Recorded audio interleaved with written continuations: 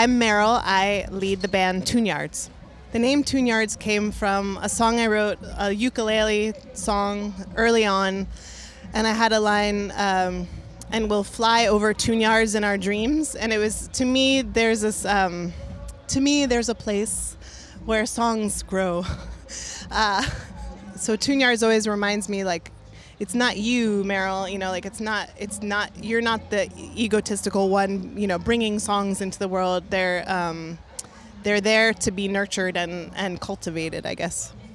Well, I grew up around music. My parents are folk musicians, so they were playing old-timey folk music when I was growing up. My mom plays the piano, also classical pianist, and she gave me lessons starting. I begged her from about 3 years of age. I begged her for lessons, and finally at about 6 she started giving me lessons. So I took classical piano lessons for a lot of my childhood.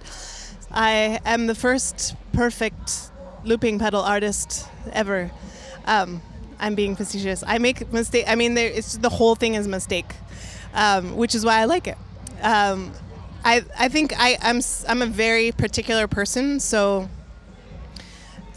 anything that can get me out of my comfort zone, out of the kind of choreographed nature of the show, really brings out my survival skill as a performer. So when the survival skills come out, that's when I think a performance is really exciting. When, and the audience can really feel like, whoa, there's a lot at risk here. Like there's a lot that could go wrong. And when they get that feeling, then they realize that when it goes right, they're like, wow, Songwriting process is a strong strong phrase to use for my process, because how do I, if I could do it the same way every time, man, I'd write a lot more songs, like it would just be a factory of songs. This last album that we did, Nikki Nack, this was the first album where I put myself in the studio every day from 11 a.m. was the earliest I could get myself in there to 5 p.m. say, and I would close the door. It was a shipping container turned into a studio in Oakland, California. It was really hot, and sometimes I would lay down on the floor and cry, and sometimes I would read books that had nothing to do with what I was doing. But the point was I was there, and I was there to write.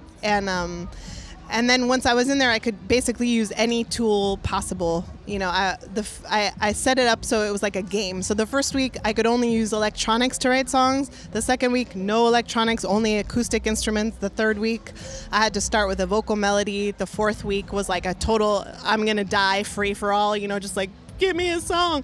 But I had some kind of system, and I've learned from work in theater improvisation and musical improvisation that it kind of works to give yourself some kind of framework, some starting point, and then just to build from there. When I get frustrated songwriting, I do step away. I mean, just literally stepping away from the studio, taking a walk. But the truth is, I don't think I separate myself enough from it. And I think in this day and age, when we're asked to write songs in a certain time frame, I have a record label. They're not super pressuring me, but they're like, so you got, 2 more albums to write in your contract. There's some deal that, if I want to put food on the table, I got to write some new songs. So, I don't know. I think I thrive on a little bit of angst and pressure. So, sometimes when I'm frustrated, it takes me a lot to remember that I can back off. So that's one thing I want to get better at, is knowing that doesn't, pushing and pushing and pushing is not when it comes. It does come when you take a break.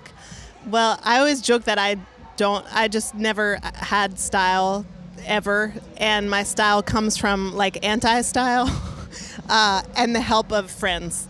So, I have a great friend, Alina Dobermont, and she's a school friend of mine, and she was always just the most stylish woman in the room. So she was like, "Can I be your stylist?" And I was like, "Please help me."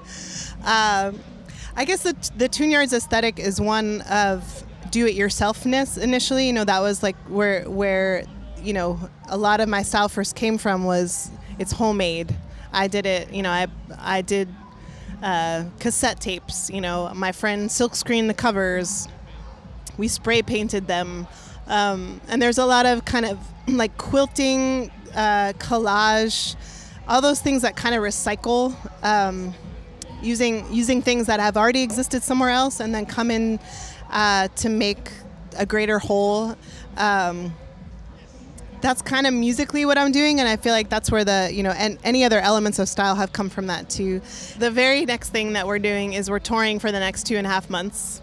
So we will be touring around the Midwest in the States, and then we'll go over to Europe and do places like Finland, Estonia, Latvia, Spain. I'm pretty excited about those places. So places that some places we've never been before.